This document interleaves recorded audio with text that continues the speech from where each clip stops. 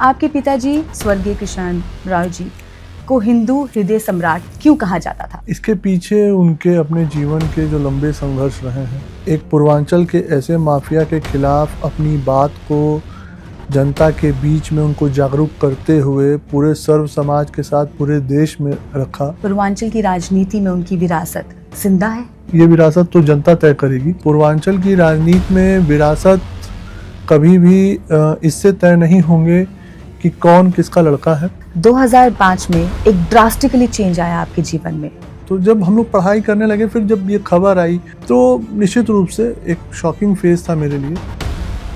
क्योंकि एक तरफ शिक्षा, दूसरी तरफ वो आती हुई धमकियाँ, और साथ ही साथ कहीं ना कहीं वो आपको मानसिक तौर पर भी बहुत ज़्यादा झकझोर देने वाली बात रही होगी। प्रेशर तो होता है, ये लाइफ चेंजिंग मोमेंट्स होते हैं और लाइफ बहुत ड्रास्टिक चेंज हुआ, खासकर मेरे भाई के और मेरे माता जी के लाइफ में।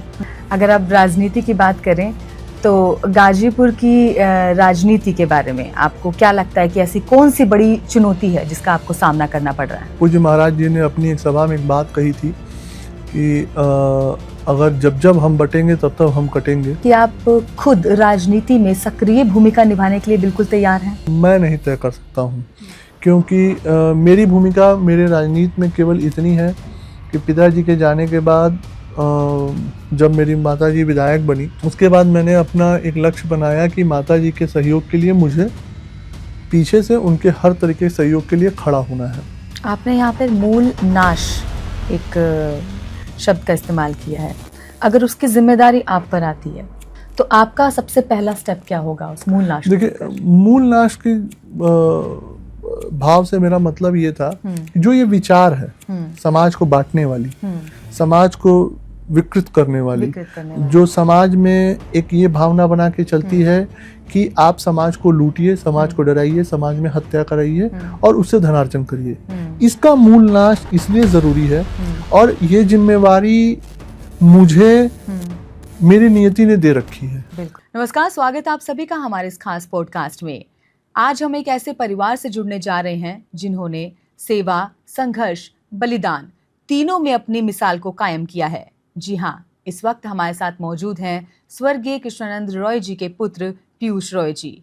आज हम बात करेंगे न्याय की, उनके संघर्षों की, गाजीपुर की मौजूदा राजनीति की और साथ ही साथ राजनीति की एक नई सोच की। जी हाँ, आज हम बात करेंगे उनके परिवार की संघर्ष गाथाओं की और साथ ही साथ जानेंगे पीयूष रॉय क्या कुछ नई सोच रखते हैं राजनीति को लेकर।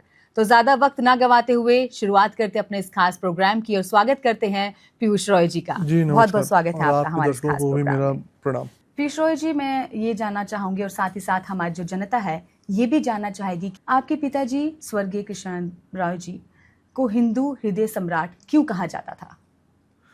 देखिए, इसके पीछे उनके अपने जीवन के जो लंबे संघर्ष रहे हैं जी।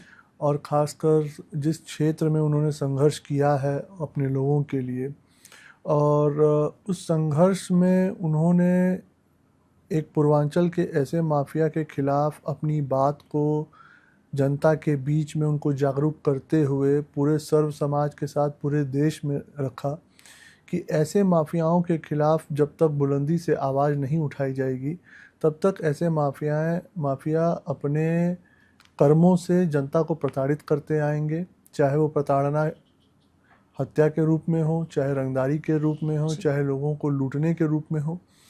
तो लोगों ने उन्हें अपने प्रिय नेता के नाम से एक उनको संज्ञा दी हिंदू हृदय सम्राट की, क्योंकि उनके हत्या के उपरांत निश्चित रूप से जो एक मैसेज देने की कोशिश की गई थी हत्यारों द्वारा, वो कहीं ना कहीं सनातन धर्म पे एक आघात था। जब उनकी चोटी या उनके तिलक को मिटाया गया तो लोगों को ये लगा कि इस व्यक्ति के रहते हमारे समाज में, हमारे क्षेत्र में निश्चित रूप से एक बदलाव आया है। तो लोगों ने अपने प्रेम से अपने नेता को ये संज्ञा हिंदू हृदय सम्राट की दी थी। उनकी ऐसी कौन सी ऐसी बात है उनके राजनीति कार्य को देखकर जो आपको आगे बढ़ने के लिए प्रेरित करती है? देखिए, मैं जिस समय का ये बात हो रही है, क्योंकि उनका साथ मेरे जीवन में केवल सन 2005 तक ही रहा, और मैं ये आपकी जनता से कह सकता हूँ कि एक पिता पुत्र से ज़्यादा एक गुरु और शिष्य का ये संबंध रहा है। जी। और हमेशा हमने हमेशा उनको एक गुरु के रूप में पाया है। उनके जो विचार होते थे, उन्होंने जो संकल्प अपने जीवन में बना रखे थे, उन्होंने जो संस्कार अपने पिता से सीखे थे, वो चीज़ें निश्चित रूप से मेरे लिए बहुत अहम थी। जी। और ऐसा बहुत कम होता था कि हम लोग अपने पिता से कोई क्वेश्चन कर पाते थे, जी। क्योंकि वो संबंध ही ऐसा था। वो बस कहते थे, हम लोग सुनते थे, उसमें हाँ ही होता था, मैक्सिमम टाइम ना नहीं होता था। तो निश्चित रूप से एक मेरे जीवन में सबसे ज़्यादा जो उन्होंने स्पष्टता और जो उनके संघर्ष थे, वो मेरे लिए सबसे ज़्यादा प्रेरणादायक रहे। और उससे ज़्यादा क्योंकि उन संघर्ष में मेरी माताजी एक गृहिणी होने के नाते अपने पूरे जीवन को उनकी सेवा में और हम दोनों लड़कों की सेवा में बिता दिया। और उसके बाद उनके न रहने पे उनके सामाजिक दायित्व को मेरे साथ उन्होंने संभाला। तो ये मेरे लिए बहुत प्रेरणा के स्रोत है आगे बढ़ने के लिए, करते रहने के लिए। जी। आपको क्या लगता है कि क्या आज भी पूर्वांचल की राजनीति में उनकी विरासत जिंदा है? अब ये विरासत तो देखिए, मैं ये नहीं कह सकता, ये विरासत तो जनता तय करेगी। जी। और पूर्वांचल की राजनीति में विरासत कभी भी इससे तय नहीं होंगे कि कौन किसका लड़का है। ये एक समाज में कहने के लिए हो सकता है, लेकिन राजनीतिक विरासत निश्चित रूप से आपके काम और आपके व्यवहार और आपकी दृढ़ संकल्पता ही तय करेगी कि भविष्य में आप उनके विरासत को संभाल पाएंगे या नहीं संभाल पाएंगे। तो इसके मूल में जनता ही है जो तय करेगी। जी। अब कुछ व्यक्तिगत सवालात ले लेते हैं। उनके साथ बिताए हुए कुछ ऐसे पल जो आपको बेहद बेहद याद आते हैं?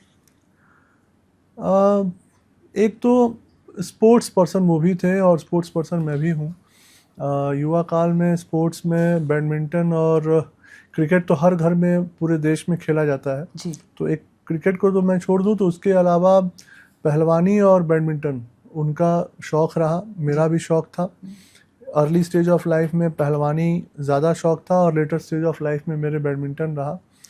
क्रिकेट के टूर्नामेंट्स हम परिवार बड़ा होने के नाते, संयुक्त परिवार होने के नाते हम लोग करीब 10 से 12 भाई एक ही परिवार में हैं।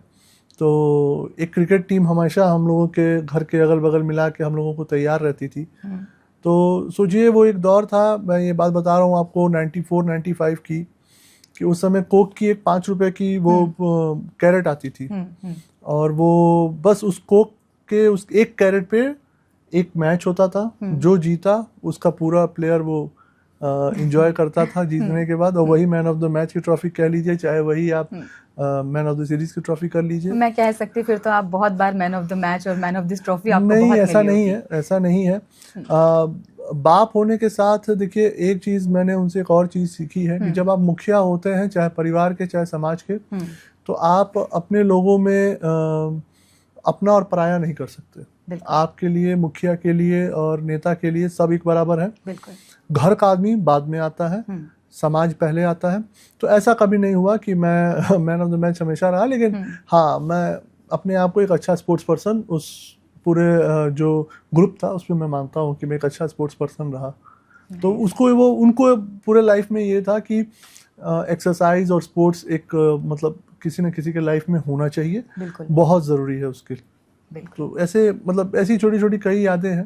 तो एक तो ये याद थी। फिर कभी कभार हम लोग बहुत यदा कदा, क्योंकि परिस्थितियाँ इतनी ख़राब हो चुकी थी एक समय के बाद कि बाहर बहुत जाने का अलाउ नहीं होता था। आप स्कूल जाइए, स्कूल से आइए, साइकिल से, अपने ही साइकिल से स्कूल जाते थे हम लोग। तो एक वो उनके मन में भी भय रहता होगा, नहीं पता। लेकिन एक बार हम लोगों के लिए बोले कि चलते हैं सब लोग मूवी देखने। तो एक मूवी उस समय जुरासिक पार्क आई थी, बहुत पहली उसकी जो श्रृंखला थी, वो हम लोगों ने साथ देखी थी, मेरे और मेरे पिताजी ने।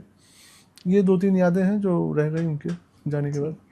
तो इसी दौरान जहाँ पर आप एक स्पोर्ट्समैन की बात करते हैं, उस शौक़ को लेकर और आज राजनीति का सफ़र, ये कब, कहाँ और कैसे, ये निर्णय कब आपने लिया राजनीति में आने का? देखिए, राजनीति में आने का निर्णय कोई ऐसा बहुत सोचा समझा निर्णय नहीं था। टेक्निकल ग्राउंड का मैं स्टूडेंट था, बीटेक मैंने किया। जब पिताजी की हत्या हुई तो मैं क्लास 12th में था, और हत्या के उपरांत मेरे बड़े भाई हों, चाहे उस समय हम लोग के जो गार्जियन थे, अभिभावक थे, उन लोगों ने ये ज़रूर तय किया कि आपके पिताजी चाहते हैं कि आप पढ़े लिखें। और मेरा भी व्यक्तिगत रूप से मानना था, अक्सर पिताजी कहा करते थे कि किसी भी व्यक्ति, किसी भी अच्छे पुरुष की जो पहचान है वो शिक्षा होती है, क्योंकि जब तक शिक्षा ग्रहण करता है वो बाल्यकाल में होता है, और जिस दिन वो शिक्षा पूरी होती है वो पुरुष हो जाता है, वो अपने युवा काल में प्रवेश कर जाता है। तो वो बाल्यकाल से युवा काल की जो शिक्षा प्रणाली ही तय करती है कि आप कितने अच्छे पुरुष इस समाज में हैं। तो मेरा एक ये ध्येय था कि पिताजी का लक्ष्य था कि मैं एक अच्छा इंजीनियर, बीटेक की डिग्री अच्छे से लूँ और पोस्ट ग्रेड भी करूँ। तो वो मैंने पूरा किया, वो मैंने अच्छे से पूरा किया। फिर लेकिन सामाजिक दबाव तो नहीं कहूँगा, उस समय परिस्थितियाँ ऐसे हो गई कि उस समय समाजवादी पार्टी की सरकार थी, केंद्र में कांग्रेस की सरकार थी। इतना घर पे फ़ोन आना, इतना धमकाना, उस समय जो मुकदमे थे उसके लिए धमकाना। तो मेरी माताजी जब अकेले ही वो सब कुछ देखती थी तो मुझे लगा कि कम से कम मैं इतना तो करूं कि उनके बगल में खड़ा हो सकूं। बिल्कुल। तो 2006-07 से मैंने थोड़ा थोड़ा उनके साथ कोर्ट कचहरी जाना। फिर मेरे चाचा हैं जो वो केस मुकदमा में वादी भी थे और वो केस मुकदमा देखते भी थे पैरवी जाने आने के लिए। तो उसमें आना जाना लोगों के बीच में तो बहुत नहीं इन्वॉल्व हुआ, लेकिन मैं कहूँ तो बैक डोर से मैंने धीरे धीरे माताजी को मैंने ये मोटिवेट किया कि आप चुनाव लड़िए, क्योंकि चुनाव लड़ने का एक ही फ़ायदा है कि समाज ये तो जाने कि हमारे संघर्ष कैसे हैं और हम उनके साथ खड़े हैं। क्योंकि शुरू से लेके ये जो परस्पर जो विवाद इसी पे रहा कि हम अपने समाज को ये जागरूक कर सकें कि ऐसे अपराधियों के खिलाफ हर किसी को अपनी आवाज़ एक साथ बुलंद करनी होगी, तभी ऐसे माफिया इस समाज से हटाए जा सकेंगे।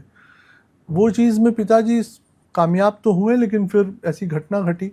उस चीज़ को अगर हमें आगे बढ़ाना था तो निश्चित रूप से समाज के बीच में जाके उसे हमें फिर से रखना था।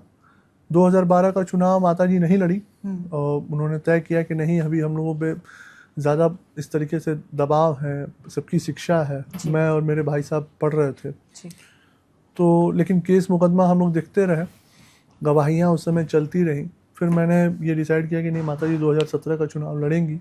वो लड़ी भी, वो जीती भी, जनता ने अपना आशीर्वाद दिया। और इसी तरीके से ये संघर्ष और फिर राजनीति में वो मोमेंट मैं क्लियर नहीं कर सकता, लेकिन इसी तरह राजनीति में फिर एक पदार्पण हो गया। 2012-13 में मैं टोटली पूरे मतलब हर तरीके से इन्वॉल्व हो गया एक्टिव पॉलिटिक्स में। जी, संघर्ष के चलते ज़्यादा जो केस मुकदमों के लिए जो प्रेशर आते थे मैनेज करने के लिए या डराने धमकाने के लिए, तो उस समय ये लगता था कि परिवार के साथ रहना ही उचित है, क्योंकि कहीं आने जाने पे कोई बात हो तो एक आदमी रहे जो किसी तरीके से प्रतिरोध या अवरोध पैदा कर सके। एक जो उस समय की सोच थी, और वो कहीं से करते करते आज एक्टिव पॉलिटिक्स में इन्वॉल्व हो गए। एक्टिव पॉलिटिक्स में आज अपने को करीब 12-13 साल हो गए हैं। अब उस लक्ष्य के साथ है कि पिताजी ने जो सपने देखे थे इस क्षेत्र के लिए, जो अपनी सोच बनाई थी अपने संघर्षों से, उसके ध्वजवाहक के रूप में आज काम कर रहे हैं। जी। 1994 और 95 में एक ऐसा बदलाव आया परिवार में, क्या वो आप बताना चाहेंगे? देखिए, 94-95 का बदलाव परिवार के लिए वाकई में, क्योंकि शुरू से हमारा कोई परिवार राजनीतिक परिवार नहीं रहा। निश्चित रूप से मेरे जो स्वर्गीय दादाजी थे, स्वर्गीय जगन्नाथ राय जी, वो एक अपने इलाके में एक संभ्रांत और एक बड़े किसान थे। निश्चित रूप से पिताजी भारतीय हिंदू यूनिवर्सिटी BHU के छात्र थे, वहाँ के पॉलिटिक्स में इन्वॉल्व थे। तो अक्सर छुट्टियों पे आना जाना घर पे हम लोगों का हुआ करता था, गांव पे। तो उस राजनीति का कोई पेशा नहीं था, या वो जो राजनीति को सोच के आज जिस हम लोग यहाँ बैठे हैं, वो कभी एक समय में कभी अग्रणी भूमिका में नहीं था। लेकिन उस समय समाज के लोग कहीं ना कहीं, जब आप एक समाज में प्रतिष्ठित व्यक्ति होते हैं, जैसे कि मैं अपने बाबा के बारे में बता रहा हूँ, तो समाज के लोग आपके घर आते हैं, अपनी बातों को रखते हैं। तो कहीं ना कहीं पिताजी को ये लगता था कि ये कैसे गुंडे माफिया हैं जो किसी को धमका ले जा रहे हैं। उस समय 2 लोगों की हत्या भी हुई थी, जैसे सस्ता राय की हत्या हुई थी। ऐसे तो लोगों में ये रोष था, लेकिन लोगों की आवाज़ बुलंद करने के लिए कोई नहीं था। फिर एक घटना बनारस में होती है, विश्व हिंदू परिषद के कोषाध्यक्ष थे रुंगटा जी, उनकी अपहरण करने के बाद उनकी रंगदारी करने मांगी गई और रंगदारी के बाद उनकी हत्या कर दी गई। और हत्या पर क्योंकि मुख्तार अंसारी का नाम आया था, सीबीआई की जांच भी हुई, तो पिताजी को लगा कि ये कैसा मतलब माफिया है जो मतलब हर किसी को धमकाए पड़ा है, वो किए पड़ा है, कोई जवाब नहीं दे रहा है, कोई इसको रोक नहीं रहा है। उसी टाइम एक इस समय जो कांग्रेस के प्रदेश अध्यक्ष हैं अवधेश राय जी, उनकी हत्या हुई। वो मेरे मतलब क्षेत्र के बगल के जमनिया के रहने वाले मनसा गांव के, क्योंकि गाजीपुर में सब एक ही मतलब अगल बगल परिवार के ही लोग कहलाते हैं। तो कहीं ना कहीं ये एक पिताजी को लगा कि इसके खिलाफ अगर आवाज़ बुलंद नहीं की जाएगी तो ये समाज के हर अच्छे और प्रतिष्ठित व्यक्ति को ये हत्या हो जाएगी।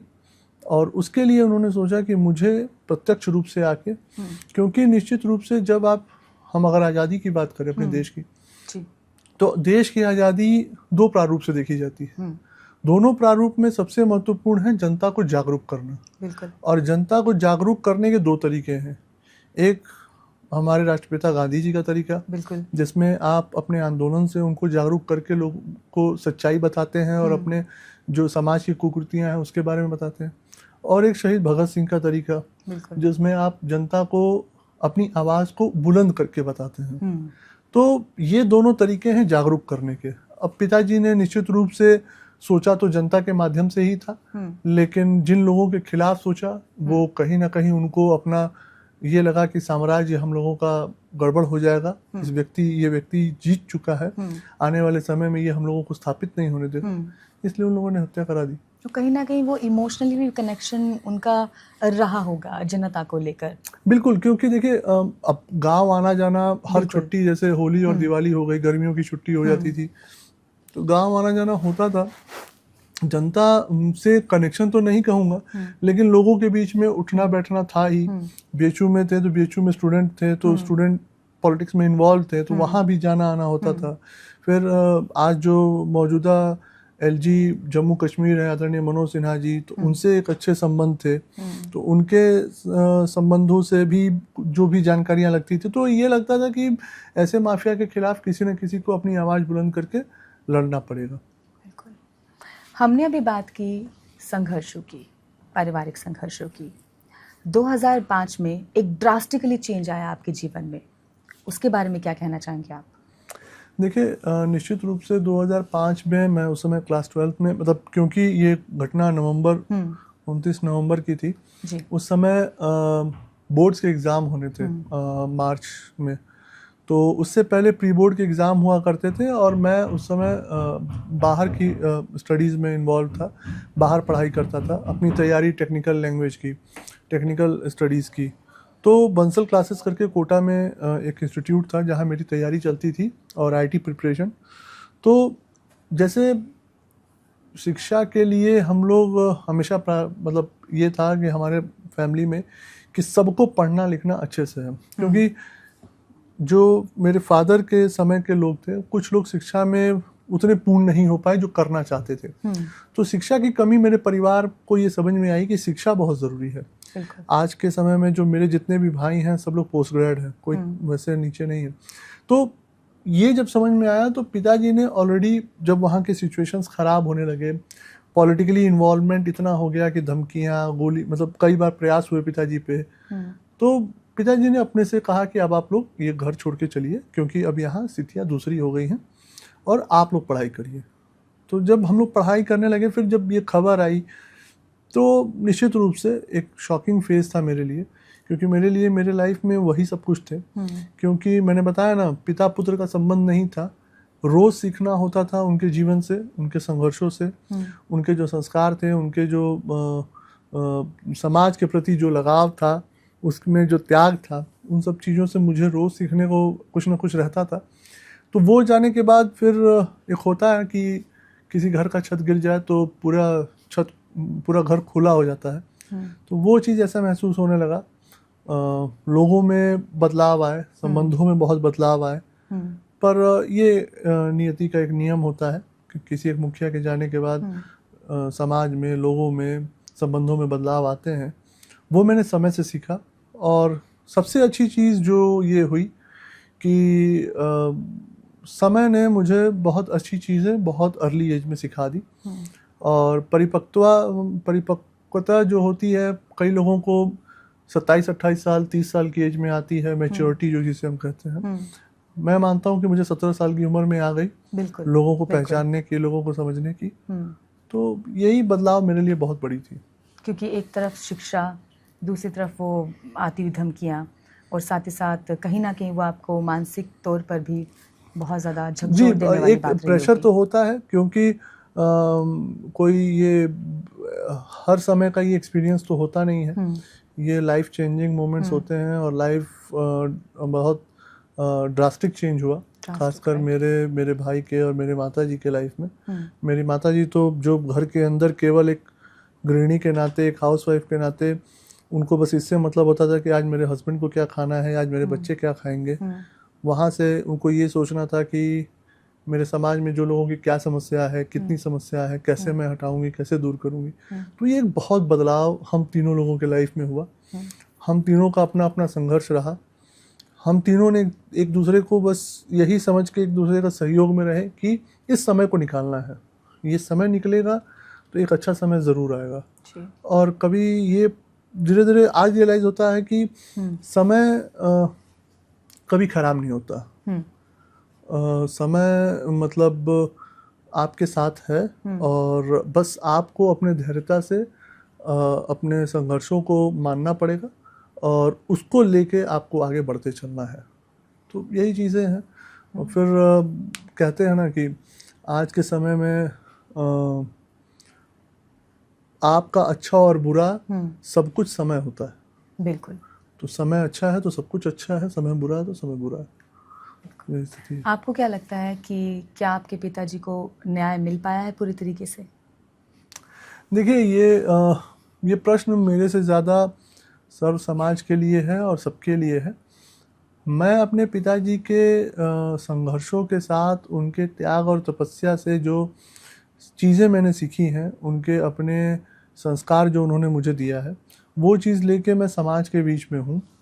और जिस आतंकवादी के खिलाफ, जिस माफिया के खिलाफ उन्होंने अपनी आवाज़ बुलंद की, जिस विचारधारा को खिलाफ उन्होंने अपनी आवाज़ बुलंद की, वो आवाज़, वो विचारधारा जब तक मेरे क्षेत्र में रहेगी तब तक मेरी ये लड़ाई है।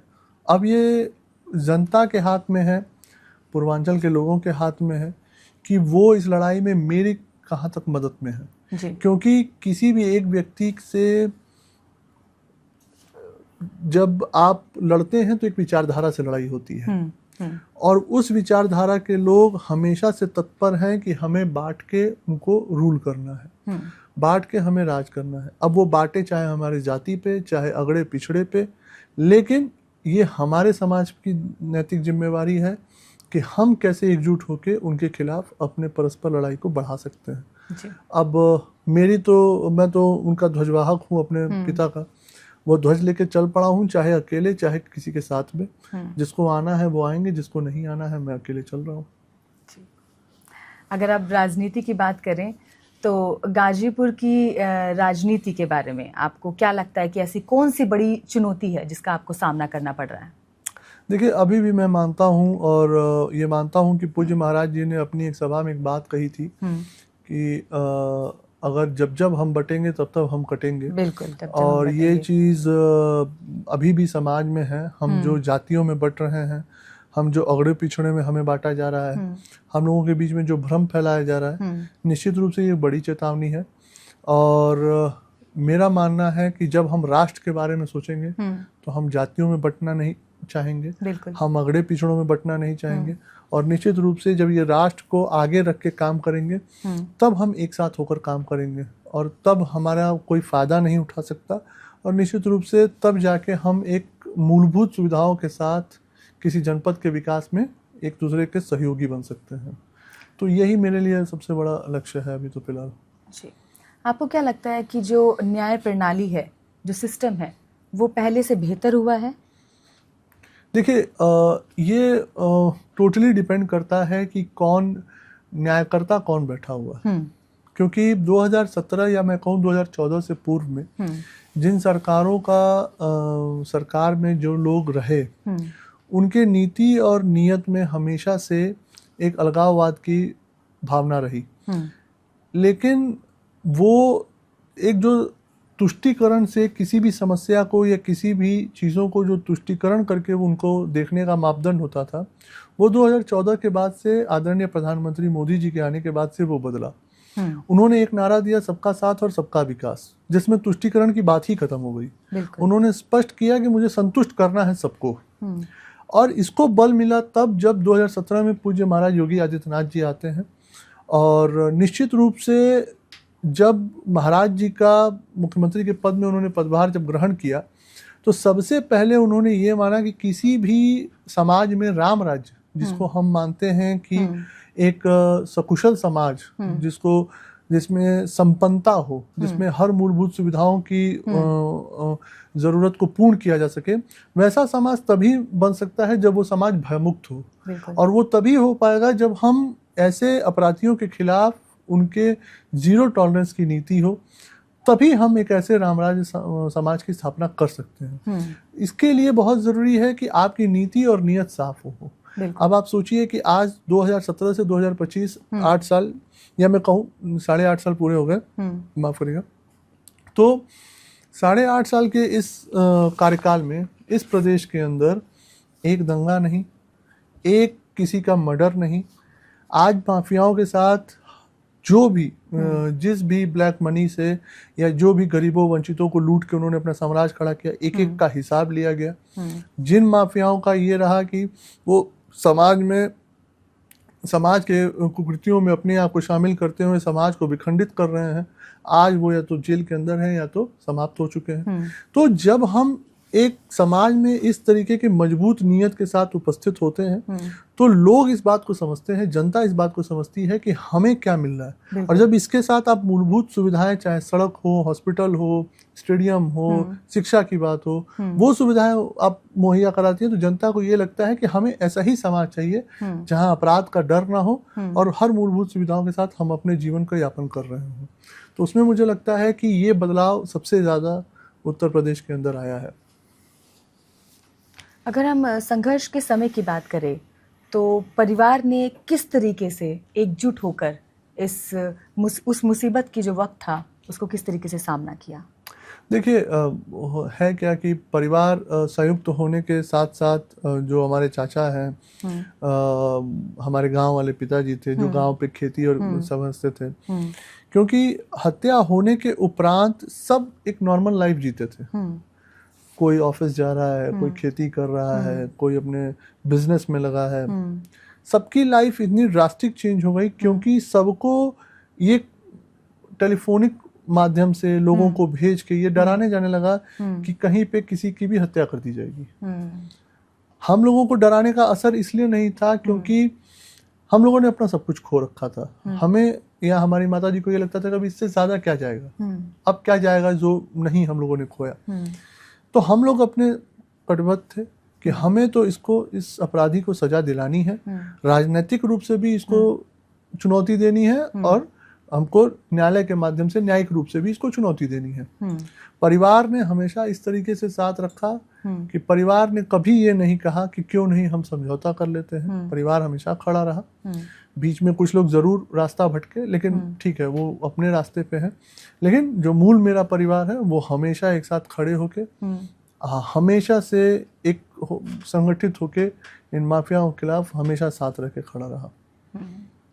आज भी जब आप उस मंजर को, तो वो जहन में आता होगा, वो वक्त धमकियों भरा, संघर्ष भरा, जब जो बैलेंस लाइफ थी जो ड्रास्टिकली चेंज हुई, तो आज भी स्थिति में आपको कैसा महसूस होता है? जैसे मैंने कहा ना कि हम लोगों ने जैसे जो गुरु शिष्य का संबंध था, तो बहुत कठिन परिस्थितियों से हमें पाला गया था। निश्चित रूप से चीज़ों में बदलाव तो बहुत आए, लेकिन कभी साहस नहीं टूटा। उसके दो मूल कारण थे। पहला मूल कारण ये था कि जिस दल के हमारे पिताजी विधायक थे या छोटे से कार्यकर्ता से उन्होंने शुरू किया, या जिस दल में मेरी माताजी विधायक रही या जिस दल में मैं आज हूँ भारतीय जनता पार्टी में, परिवार की तरह इस दल ने हमेशा अपने एक परिवार का सदस्य समझ के सहयोग के रूप में हमेशा खड़ा रहे। चाहे वो हाई कोर्ट में मुकदमा हो, चाहे सुप्रीम कोर्ट में स्वर्गीय जेटली जी वकील के रूप में हो, चाहे श्रद्धेय अटल जी का आना हो, चाहे आदरणीय राजनाथ सिंह जी का धरना देने का वो वाकया रहा हो, चाहे आदरणीय मनोज सिन्हा जी का जो एक हमेशा से अभिभावक के रूप में एक उन्होंने जो राह प्रशस्त की उसकी बात हो, चाहे गोरखनाथ मठ के बड़े महाराज अवैधनाथ जी या पूज्य महाराज योगी आदित्यनाथ जी का सन 2006 से 7 से उन लोगों ने जो एक शक्ति या एक ढांढस या एक कहते हैं कि बुरे समय में जो एक हाथ सर पे रखने की बात हो, तो ये जब सब लोग आपके साथ हों और इतने बड़े लोग आपके साथ हों तो निश्चित रूप से ये छोटे छोटे लोगों के धमकी या उनके दबाव बहुत काम नहीं करते। मेरा मानना है कि, या मैं आपके चैनल के माध्यम से मैं युवाओं से भी कहूँगा कि कोई आपके साथ अगर मजबूती से खड़ा है, कंधे से कंधा मिला के आपको शक्ति दे रहा है, उससे बड़ा कोई लाभ नहीं हो सकता। क्योंकि लोग आज के समय में बुरे समय में आर्थिक लाभ सोचते हैं, संबंधों का लाभ सोचते हैं, लेकिन उन संबंध में जो लोग आपके साथ खड़े होके आपके मुसीबत के समय में कहें कि नहीं मैं हूं, तुम करो, क्योंकि अपने संघर्षों को तो खुद सहना है। अगर आपके साथ ऐसे लोग हैं तो आप जान लीजिए कि उस समय के आप सबसे अमीर व्यक्ति हैं कि ऐसे संबंध भी आपके बीच में उपस्थित है। इसलिए ऐसे संघर्षों का समय बहुत जल्दी निकला, बहुत लोगों ने मदद किया और उन सभी लोगों का आज तक आशीर्वाद है। पूज्य महाराज जी का आशीर्वाद आज तक मिलता रहता है। एक अभिभावक के रूप में, एक मार्गदर्शक के रूप में क्षेत्र की समस्याओं के लेके हमेशा से उनका एक रहा है कि एक शिष्य के नाते, जैसे मैं कहता हूँ ना कि 2005 में मैंने अपना एक गुरु खोया, 12 साल लग गए और 2007 में ही मैंने अपने दूसरे गुरु मान लिया महाराज जी को कि जो भी मेरे पिताजी के अंदर जो स्पष्टता और पारदर्शिता की जो संस्कार थे वो मैंने पूज्य महाराज जी में पाया और मैंने तब से ही मन मान लिया कि महाराज जी को मार्गदर्शक के रूप में रख के और अपने क्षेत्र में काम करना है। थोड़ा सा अपने गुरु जी के बारे में हमें बताइए। गुरु जी हमारे शुरू से मेरे पिताजी, मतलब देखिए जैसे अगर थोड़े शब्दों में बताऊं तो एक ऐसा व्यक्ति जो मैं कह सकता हूं कि समाज में किसी भी विषम परिस्थिति में, विषम से विषम परिस्थिति में जिसका साहस ना टूटा हो, मतलब मैंने आज तक अपने पिता को ये परेशानी नहीं देखी होगी कि ये चीज समस्या में है। विषम से विषम परिस्थिति में जब मतलब मुख्तार की कभी भी हैसियत नहीं थी कि मेरे पिताजी की हत्या करा ले बिना सरकार के सहयोग के। तब मैंने देखा था कई लोगों ने ये कहा था कि आप घर से बाहर ना जाएं, जो शूटर्स थे, जो नामजद थे, वो सब आ चुके हैं। तो वो कहते थे कि इतनी हिम्मत नहीं हो जाएगी कि हमको आके मार ले जाएंगे अकेले। तो एक होता है, एक अपना बिल्डअप होता है, एक अपने व्यक्ति का एक कैरेक्टर होता है। तो जो स्पष्टता उनके अंदर थी अपने जनसेवा को लेके, जो लोगों को लेके पारदर्शिता वो रखते थे, जो कर्मठता थी कि अपने लोगों के लिए जो करना है, वो चीज़ उनके अंदर अद्भुत थी। और मैं मानता हूँ कि वो चीज़ मेरे में अंदर आ जाए, यही भगवान का सबसे ज़्यादा मैं शुक्रगुजार रहूँगा। जी, थोड़ा राजनीति की बात करते हैं। पूर्वांचल की राजनीति को लेकर आप क्या सोचते हैं, भविष्य को लेकर, भविष्य की राजनीति पूर्वांचल की? देखिए, पूर्वांचल की राजनीति के बारे में मैं बस इतना कहूँगा कि जैसा कि हम सबके आदरणीय मुख्यमंत्री पूज्य महाराज योगी आदित्यनाथ जी कहते हैं कि हमें आपसी भाईचारे को बनाना होगा, क्योंकि जब जब हम बटे हैं तब तब लोगों ने हमें बांट के या तो काटा है या तो हमारा फायदा उठाया है। और मैं सर्व समाज के लोगों से कहूँगा, मैं किसी एक विशेष समाज पे नहीं बोलूँगा, कि एक धर्म को छोड़ दीजिए तो बाकी सारे धर्म के लोग, बाकी सभी जातियाँ इस देश को अपनी प्राथमिकता में रखती हैं। क्यों ऐसा होता है कि एक उग्रवादी एक ही धर्म का होता है? ये सोचने का विषय है। और सबसे ज़्यादा सोचने का विषय है कि हम अपने आने वाली पीढ़ियों के लिए, पूर्वांचल के ही लोगों से मैं समझना चाहता हूँ कि हम आने वाली पीढ़ियों के लिए किन लोगों को अपना मार्गदर्शक या अपना गुरु बना के पेश करेंगे। ये चीज़ हम लोगों के ऊपर है। आने वाली पीढ़ियां जवाब या सवाल हम ही से करेंगी। उसके लिए सबको जागरूक होना होगा, क्योंकि ऐसा नहीं हो सकता कि ये देश आज़ाद हो और आपकी या इस मानसिकता से ये पूर्वांचल निकले, ये अपराध के, ये माफियाओं के जो उन्होंने एक माहौल बना रखा है, इस मानसिकता से अगर पूर्वांचल को निकलना है तो सबको जागरूक होना पड़ेगा, सबको अपनी आवाज़ बुलंद करनी पड़ेगी और इनके खिलाफ अपनी लड़ाई लड़नी होगी। आपको क्या लगता है कि आप खुद राजनीति में सक्रिय भूमिका निभाने के लिए बिल्कुल तैयार हैं? देखिए, ये मैं नहीं तय कर सकता हूँ, क्योंकि मेरी भूमिका मेरे राजनीति में केवल इतनी है कि पिताजी के जाने के बाद जब मेरी माताजी विधायक बनी, उसके बाद मैंने अपना एक लक्ष्य बनाया कि माताजी के सहयोग के लिए मुझे पीछे से उनके हर तरीके के सहयोग के लिए खड़ा होना है। शिक्षा भी चली रही थी मेरी, तो शिक्षा के साथ साथ अपना जो भी उस समय जो समझ थी, जो अपने मार्गदर्शक थे उनसे समझ के हम लोग करते थे।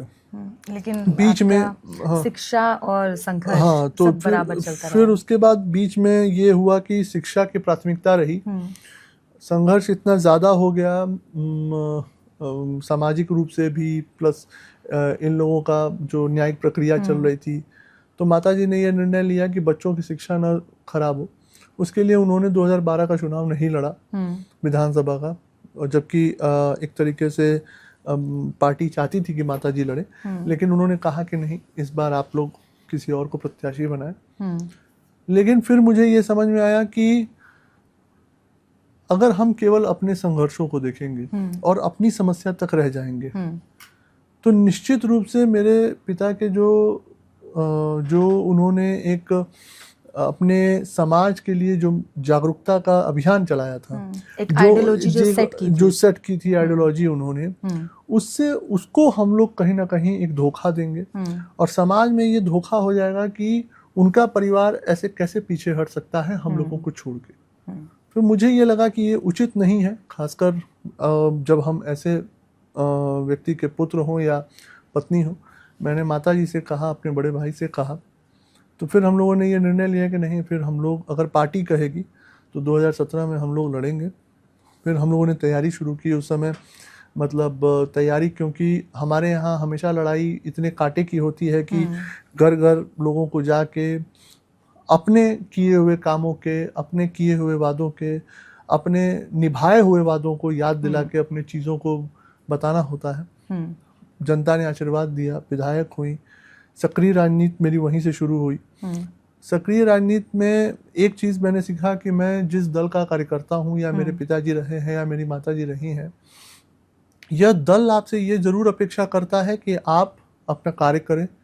जो दल की नीतियाँ हैं, राष्ट्र को सर्वप्रथम रखते हुए जनता की सेवा करना, इसको आप फॉलो करें।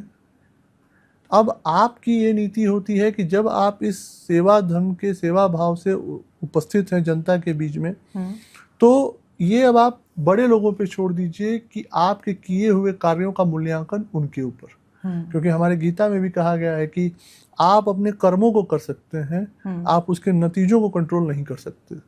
तो मैं अपने कर्म कर रहा हूँ, और मेरा शीर्ष नेतृत्व, मतलब मेरा मानना है कि जब पिताजी पहली बार इस पार्टी में जुड़े 94-95 में, तब से लेके ये शीर्ष नेतृत्व आज तक मेरे साथ है।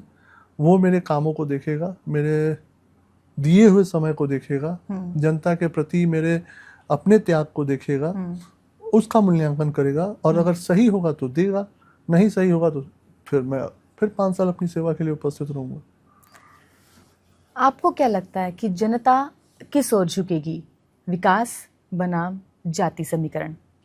देखिए, अभी तो मैं मानता हूं कि जनता अभी भी जाति, क्योंकि 2024 का चुनाव वहां पे हुआ है, कहीं ना कहीं 4,25,30,000 वोट पाके भारतीय जनता पार्टी के आदरणीय पारस जी चुनाव हारे, और करीब 80-90 हज़ार वोटों से समाजवादी पार्टी के वहाँ सांसद हुए।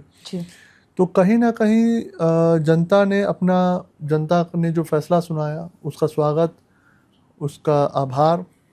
लेकिन इस समाज के अंदर जनता इसका मूल्यांकन भी करे कि क्या उन्होंने जिसको जिताया वो उस लायक है या नहीं है। जी। एक समय गाजीपुर में टोटल बजट एक पुल पे, जो एक अंग्रेजों के शासनकाल में रेल पुल गंगा जी पे बना था, वो मनोज सिन्हा के कार्यकाल में रेल कम रोड ब्रिज बना नया 3600 करोड़ का प्रोजेक्ट केवल आदरणीय प्रधानमंत्री जी ने मनोज सिन्हा जी के आवेदन पे वो दिया था।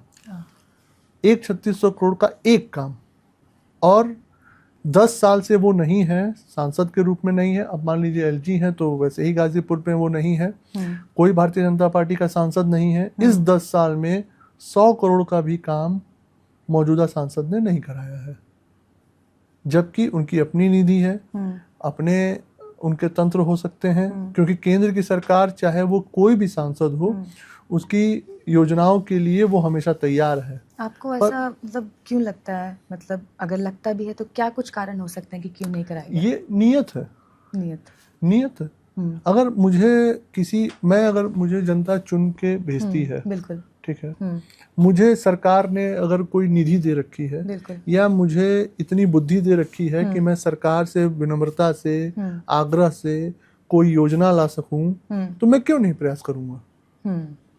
वो योजना अगर लाएगी, अगर मैं ले आऊंगा अपने क्षेत्र के अंदर। मेरी माताजी विधायक रही 5 साल, उन्होंने क्षेत्र में पीडब्ल्यूडी और सिंचाई से काम अगर पूरा देख लिया जाए करीब 550 करोड़ तक का काम करा चुकी। और वो अपने 10 साल के राजनीतिक सांसद के जो पदभार उन्होंने, अभी 6 साल हुए हैं, 6 साल में वो मतलब 100 करोड़ का भी काम नहीं ला पा रहे। क्या वजह है? क्योंकि नियत नहीं है। जनता के मूलभूत सुविधाओं को उनके तक पहुंचाना या सामाजिक स्थिति को सुधारने का नियत नहीं है। नियत ही चाहिए हर किसी काम के लिए, और वैसी नीति चाहिए, वैसे प्रिपरेशंस चाहिए, वो नहीं है। तो इसी चीज का मेन कारण है, इसके वजह से नहीं हो पा रहा। राजनीति की बात करें तो गाजीपुर और पूर्वांचल में आने वाले चुनावों में ऐसे कौन से बड़े मुद्दे हैं जो उठ सकते हैं? देखिए, किसी भी सभ्य समाज में एक तो सबसे बड़े मुद्दे होते हैं कि आप जनता के मूलभूत सुविधाओं के लिए या उनके विकास के लिए किन योजनाओं को हम लागू कर पाते हैं। जैसे कि अभी वर्तमान में अफजाल अंसारी सांसद हैं, उनका 6-7 साल का कैरियर है, सांसदी का उन्होंने अभी अपना कैरियर चलाया है। अब अगर जनता उनसे पूछे कि उन्होंने 7 साल के अंदर कौन सी बड़ी परियोजना लाने की कोशिश की है, वो उनके पास जवाब नहीं होगा। क्योंकि निश्चित रूप से जैसे मैंने बताया कि नियत होती है, किसी भी काम को जनता के लिए करने का एक नियत होता है। अब उनके अपने 6 साल के कार्यकाल में पहला 5 साल का कार्यकाल केवल अपने भाई भतीजे के मुकदमे में निकल गया, अपने मुकदमे देखने में निकल गया। लेकिन जनता ने इसके लिए आपको चयनित नहीं किया है। जनता ने अपने सुविधाओं के लिए चयनित किया है, अपनी समस्याओं के लिए चयनित किया है। तो उस चीज़ का जवाब अब जनता को उनसे लेना है। और जो बदलाव या जो चीज़ें खासकर गाजीपुर में देखने को मिल रही हैं, जनता इस चीज़ को समझ रही है कि काम करने वाला व्यक्ति कौन है और केवल माइक लगा के भाषण देने वाला व्यक्ति कौन है।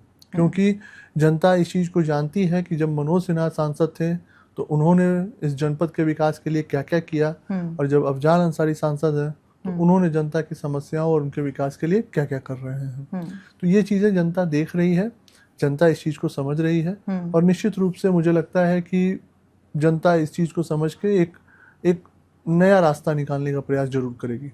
आप उसी क्षेत्र से हैं, हम लोग तो खैर दूर दूर से उनके इस तरह के भय के किस्से सुनते रहते थे, आपने सामने से महसूस किया है। कुछ एक आधा ऐसा किस्सा जो आप जनता के सामने सुनाना चाहें? देखिए, ये मैं नहीं कहूँगा कि मुख्तार अंसारी का कभी भय रहा।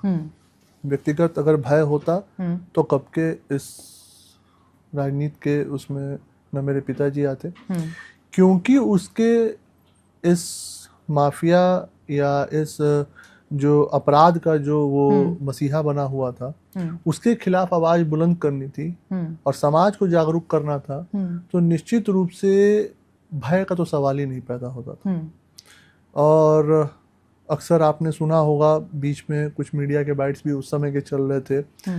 मुख्तार अंसारी को अगर पूर्वांचल में सबसे ज़्यादा भय था तो वो मेरे पिताजी से था। उसका मूल कारण ये था कि जब कोई ईमानदार व्यक्ति जो समाज को जागरूक करने पे चल दे तो उस व्यक्ति से ज़्यादा बाहुबली कोई नहीं होता है। और इस चीज़ को मैंने महसूस किया जब मेरे पिताजी की हत्या होती है। तो लोगों में अमूमन एक बात आ गई कि अब ये लोग कैसे देखेंगे, क्योंकि मुख्तार ने हत्या कर दी, चिखा भी काटी गई पिताजी की। उस समय मतलब 400 राउंड की गोलियां जो उस वहाँ पे चली थी बसनिया चट्टी पे, मतलब जो मंजर वहाँ पेश किया गया 7 लोगों की हत्या। जैसे उस दिन की घटना ये होती है कि एक क्रिकेट मैच के लिए उनको बाहर बुलाया जाता है उद्घाटन करने के लिए। उस समय हमारे पार्टी के एक ब्लॉक प्रमुखी का चुनाव आने वाला था, तो पूर्व ब्लॉक प्रमुख थे श्यामा शंकर राय जी, और हमारे जो मंडल होते हैं भारतीय जनता पार्टी में, तो वो मंडल के अध्यक्ष थे रमेश राय जी। कुछ अपने और साथी गणों के साथ रमेश पटेल थे, कुछ और लोग थे, तो वो लोग साथ में उन लोगों को जाना था एक जगह क्रिकेट मैच के उद्घाटन में। उसके बाद एक कनवान गांव है, वहाँ कुछ अपनी समस्याओं के साथ जनता के बीच में उपस्थित होना था। जनता के उपस्थित होने के लिए जब बढ़े तो इनके पे हमला होता है। हमला हुआ, सारे लोग 7 लोग मारे गए जिनका मैंने अभी नाम बताया। 7 लोगों के मरने के बाद बाकायदा पिताजी की चोटी काटी गई। फिर उनके बाद उनके माथे के तिलक को मिटाने के लिए सर पे गोली मारी गई। तो ये एक बंजर बनाया गया कि उनकी मानसिकता अफजार मुख्तार की ये थी कि किसी भी सनातनी को हम यहाँ स्थापित नहीं होने देंगे। और ये मानसिकता केवल और केवल कृष्णानंद राय की हत्या तक नहीं सीमित थी, ये पूरे सर्व समाज के सनातन धर्म को चुनौती थी। इसीलिए जब पिताजी चले गए तो मुझे इस बात का, या मेरी माता जी को ये लगा कि जब ये समाज अपने नेता को खोया तो इस समाज ने केवल नेता नहीं खोया था, इस समाज ने एक ऐसे व्यक्ति को खोया जो हिंदू सनातन धर्म के परचम को लेके इन माफियाओं से लड़ रहा था। और अगर वो परचम आज गिरा तो फिर कभी उठ नहीं पाएगा। इसलिए डर का सवाल कभी रहा ही नहीं। और व्यक्तिगत रूप से क्षेत्र में हम लोग कई बार जाते थे अपने पर्सनल बॉडीगार्ड्स लेके, और सब लोगों को लेके हमेशा रहते थे। सरकारी सुरक्षा हम लोग को मिली नहीं थी उस समय, तो हमेशा क्षेत्रों में जाते थे। तो लोग अक्सर कहते थे कि अरे भैया क्या जरूरत है आने की, कुछ हो जाएगा। लेकिन क्योंकि ये पता है कि जो आदमी पीठ पीछे गोली चला सकता है वो सामने से आके आपके नहीं खड़ा हो सकता, क्योंकि उसके अंदर इतनी हिम्मत या ताकत नहीं हो सकती कि वो आपको फेस कर ले। तो ये चीज शुरू से रहा। डर का कभी ना मेरे माता जी को था ना मेरे पिताजी को हुआ। भगवान की दया से ऐसे संस्कार, ऐसे गुण मिले कि खुद को भी नहीं है। तो वो हाँ, लेकिन लोगों में वो भय था, क्योंकि लोग अपने जीवन में अपने मूलभूत चीज़ों के लिए परेशान होते हैं। अपने जीवन भर के धन अर्जन करके किसी को ज़मीन लेना है, किसी को अपना घर चलाना है, तो वो सब लूट मचाते थे, तो लोगों को डर लगता था। और जहाँ मेरा परिवार जिसने सब कुछ खो दिया अपने पिता के रूप में, तहाँ कोई डर का सवाल ही नहीं था। हम लोग तो तैयार थे। उसी डर और उसी डर के किस्से, कोई किस्सा? डर का किस्सा एक बहुत छोटा सा था, मुझे याद है। हम लोग पिताजी उस समय जिंदा थे। ये मुझे लगता है कि सन 2003 की बात रही होगी। जनवरी फरवरी में अक्सर धुंध हुआ करते हैं जब ठंडी आती है तो, और क्योंकि जहाँ पानी होता है रोड पे उधर धुंध ज़्यादा हो जाती है। और हम लोग उस समय खिचड़ी का समय, ये जो 15 होता है मकर संक्रांति का, तो गांव हम लोग जा रहे थे। अचानक से मोहम्मदाबाद जो तहसील है वहाँ से पिताजी जाते हैं, तो सामने से मुख्तार के 6-7 गाड़ियों का काफिला रहता है। और पिताजी, हमको लगता है कि 3 या 4 गाड़ी से रहे होंगे। सारी गाड़ियां मुख्तार की खेत में उतर जाती हैं, सारी की सारी गाड़ियां, और जबकि कोई कुछ नहीं बोला। हम अपने रास्ते पे सीधे जा रहे हैं, वो उधर से आ रहे हैं।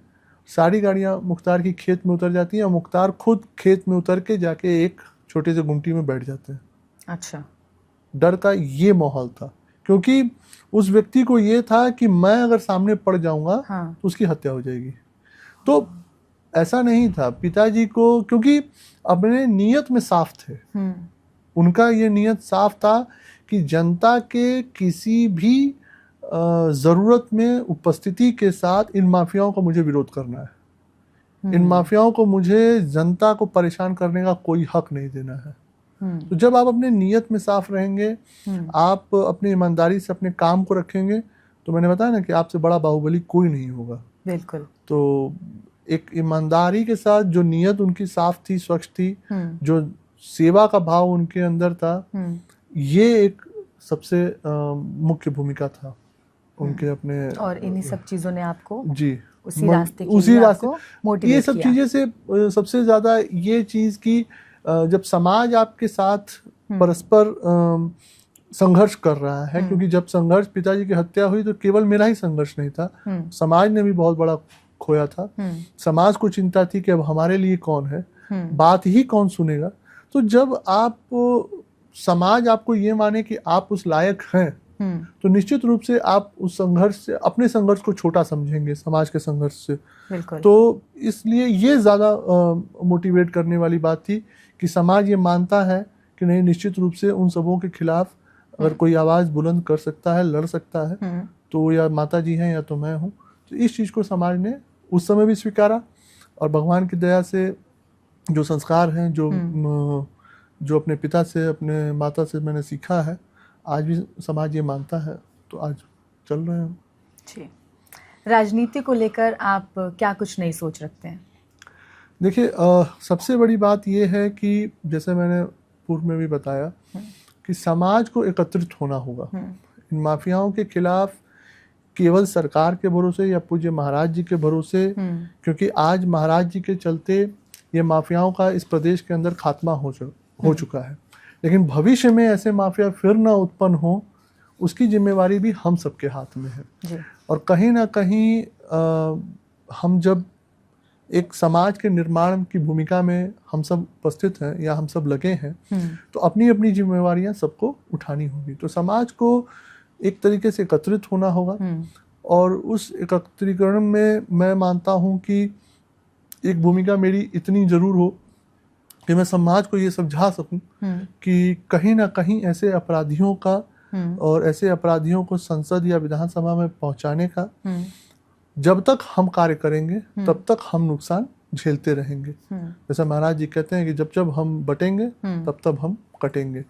तो ऐसे लोगों का जब तक मूल नाश ना हो जाए, ये बीज मोहम्मदाबाद से शुरू हुई है, और इस बीज का अगर रोकथाम मोहम्मदाबाद तक खत्म ना किया जाएगा तो ये एक बहुत विकराल वृक्ष बन जाएगा, जो भविष्य में मेरे आने वाली पीढ़ियों के लिए या समाज के आने वाली पीढ़ियों के लिए हम शायद उत्तर न दे पाए।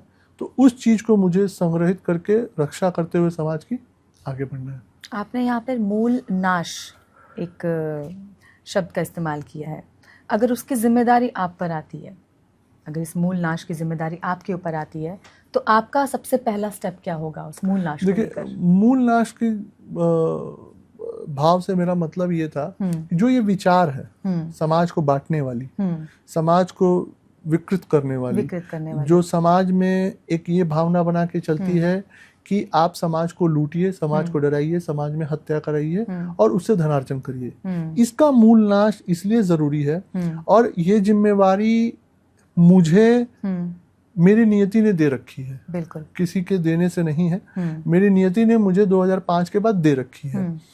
और उसके लिए मैं अपने जो मैं जितना मैं सक्षम हूँ और जितना मैं अपने आप को कर सकता हूँ, चाहे वो पूज्य महाराज जी के आशीर्वाद से, चाहे आदरणीय अमित शाह जी के आशीर्वाद से, आदरणीय मनोज सिन्हा जी के आशीर्वाद से, वो मैं अपने स्तर से कर रहा हूँ। और निश्चित रूप से भविष्य में अगर जनता को लगता है कि नहीं इससे बड़ा कुछ होना चाहिए, तो उस तरीके के सभी चीजें उस भविष्य के काल में रखी हुई हैं कि उसको किस तरीके से हम आगे बढ़ा सकते हैं। एक यंग यूथ है जो आपको फॉलो करता है, उस यंग यूथ को आप क्या कुछ मैसेज देना चाहेंगे? देखिए, यूथ के लिए मैं हमेशा से एक ही बात कहता हूँ कि अपार ऊर्जा है हम सभी नौजवानों के अंदर, बिल्कुल, और ऊर्जा का संचार अगर ज़्यादा है तो उसको हमें किसी एक दिशा में और अच्छी दिशा में लगाने की ज़रूरत है। वो अच्छी दिशा राजनीति हो सकती है, वो अच्छी दिशा सामाजिक हो सकती है, वो अच्छी दिशा, क्योंकि हम इस आर्थिक युग में किस तरीके से अपने परिवार को चलाने के लिए हर एक युवा प्रयासरत है, लेकिन कहीं ना कहीं वो समाज में भी उसके दायित्व है। उस दायित्व में युवा स्वयं उसका निर्णय ले कि किन दायित्वों को वो पूरा करेगा, और उन दायित्वों के साथ एक अच्छे समाज के भूमिका में अपने आप को रखते हुए इस देश को आगे बढ़ाते हुए, जो हमारे आदरणीय प्रधानमंत्री जी का सपना है एक विकसित भारत का, तो वो भारत हमारे लिए भी है और हमारे आने वाले भविष्य के लिए भी है। तो उसको कैसे हम अपनी योगदान से कर सकते हैं, अपने जो आदरणीय प्रधानमंत्री जी हैं उनके राह को कैसे आसान बना सकते हैं, या पूज्य महाराज जी हैं उनको हम कैसे सशक्त कर सकते हैं, इसके बारे में मैं चाहूँगा कि युवा ज़रूर सोचें और ज़रूर इस पे ध्यान दें कि हम अपने ऊर्जा को किसी एक दिशा में और अच्छी दिशा में लगाने का प्रयास करें। एक आखिरी सवाल लेते हैं आपसे, मैं भी जानना चाहूँगी और जनता भी जानना चाहेगी। पूर्वांचल में और गाजीपुर का जो यूथ है बहुत क्रेज आपको लेकर, ऐसा कौन सा आपने जादू किया है उनके ऊपर, ये सब जानना चाहते हैं। देखिए, जैसे मैंने बताया आपको ना कि युवा के अंदर एक बहुत ज़्यादा ऊर्जा है, और उस ऊर्जा को संभालना एक हम समाज में जब हम अग्रणी भूमिका में लगे हुए हैं तो हम सबकी एक नैतिक जिम्मेवारी भी है। और युवाओं के बीच में मेरा व्यक्तिगत रूप से मानना है कि युवा अगर आपको मानता है तो उसमें आपकी बस इतनी है कि आप उनके साथ कितने स्पष्ट हैं और आप उनके साथ कितने निश्चल मन से अपनी सेवा के या अपने विजन को रख रहे हैं। अगर युवा ने आपको निश्चल मन को समझ लिया, आपके जो भाव हैं उसको समझ लिया, तो वो आपके साथ क्रेज में है, और अगर वो नहीं समझ पाता है तो उतनी ही ज्यादा शक्ति से आपके विरोध में भी है।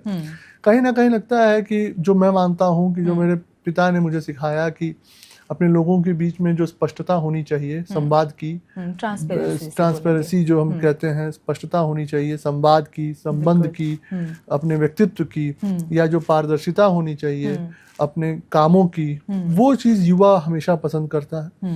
और मैं हमेशा युवाओं से एक ही चीज़ जब मिलता हूँ कि आप इजी मनी के पीछे मत भागिए, क्योंकि जिसके जीवन में जितना ज्यादा संघर्ष होगा उसका जीवन का कड़ी उतनी ही मजबूत होगी और उतनी ही बुलंद होगी, क्योंकि निश्चित रूप से संघर्ष ही तय करते हैं कि आपके अंजाम कितने अच्छे होंगे।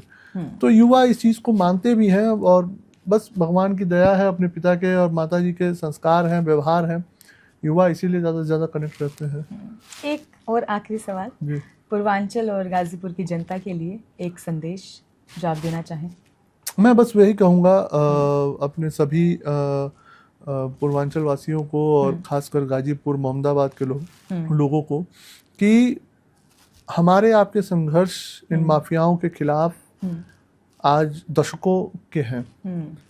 इस संघर्ष को हमने और आपने मिलके एक साथ लड़ा है, उनको हराया भी है, और कभी कभार हम उनसे हारे भी हैं। जैसे कि हमारे महाराज जी हमेशा कहते हैं कि जब तक हम बंटते रहेंगे हम कटते रहेंगे, तो अब हमें बंटना नहीं चाहिए। आने वाले भविष्य को संवारने के लिए अपने युवाओं को जो भारत देश हम देना चाहते हैं, अपने भविष्य को, उस भारत देश का निर्माण अगर हमें सकुशल एक विकसित देश के रूप में करना है तो हमें एक होना होगा।